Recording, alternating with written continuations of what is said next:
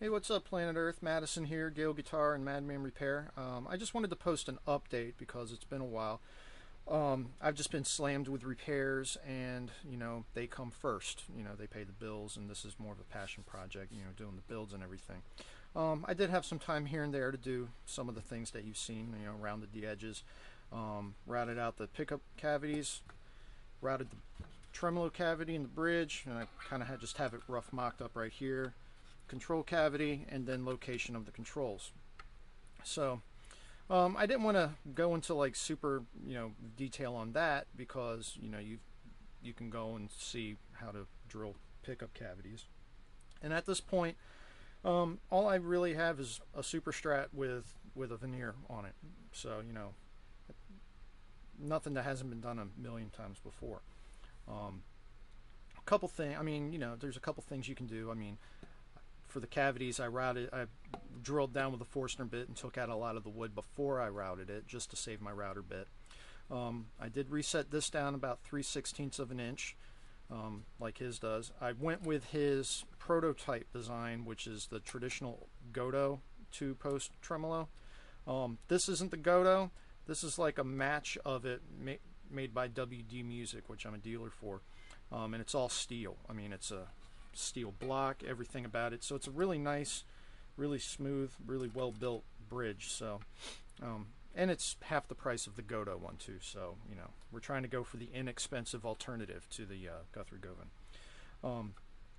One point I could give here is that I pre-drilled these when I figured out their location before I drilled the cavity, for a number of reasons. One, if I drilled out the cavity first and then drilled them, there'd be blowout on the other side, which really isn't that big of a deal, because if you have any sense, you're going to use shielding tape or shielding paint or something before you put in the electronics, so it'll be covered up. But you might as well do it, all right? Because you might as well take that extra step.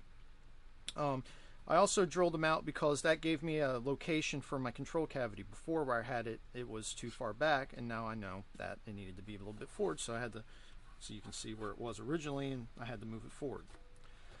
So that's good. The other reason I like doing that is because you can actually use the holes as a depth gauge. Every time you take an 1/8 inch out or whatever, you can just blow it out and then look and see how much farther you have to go. That helps out with a lot of accidents. Just instead of measuring, and potentially being wrong with the measuring, I always find it good to eyeball everything.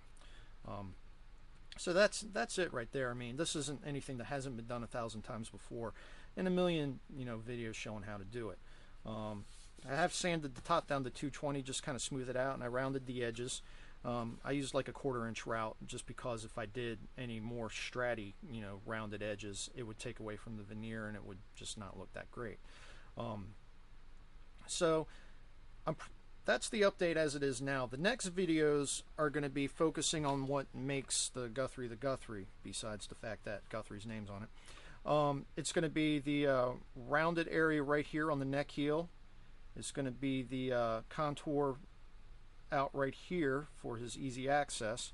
And of course I still have to do the belly cut, which there's a couple ways you could do it. Like you could do it like the way I do the forearm contour, which is just you route a 1/2 inch line here, step it back, go up an 1/8 inch, step it back, go up an 1/8 inch until you're all the way to the top, and then you just take a palm sander and run through it. That's a really easy way to do it, and I like doing it that way. It just kind of takes the guesswork out of it. So I was thinking about doing the same way with this, but at the same time I'm kind of interested to see what a flap disc on an angle grinder would do. As long as I just measure everything out right and then just take my time. It'll probably work the same way a rasp would, and it'll be a nice experiment. I'm probably going to use some drum sanding things for this area.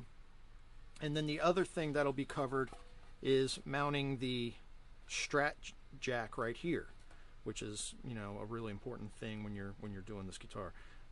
So those are going to be the 3 main things that happen, and then of course there'll be a video dedicated to the wiring and what I plan to do, what I plan to use, why I'm using it. Okay, we're not going with top of the line stuff here. We're going with inexpensive alternatives, as long as we keep the build good and tight neck pocket, and you always want the neck pocket to be as tight as possible. and you want a good solid neck. I'm going to tell you right now, I'm not going with some flame maple roasted caramelized 24 fret neck with the truss rod adjustment on the bottom here. It ain't going to happen. I'm not going to fork out $500 to $600 from Musicraft or Warmoth to do that. It's not going to happen. That in all parts offers a baked neck, but it only does 21 frets. I at least want 22. So it's going to be a WD neck. It's going to have a rosewood slab. It's going to have medium jumbo frets, standard Strat headstock like his does, and I'll probably tint it or something like that, just to achieve the look. It'll still be a solid guitar. So that's it. Once I get those, have the time to do the other things, I'll post some videos and we'll keep going. I just want to thank everybody for watching. All right, see you later.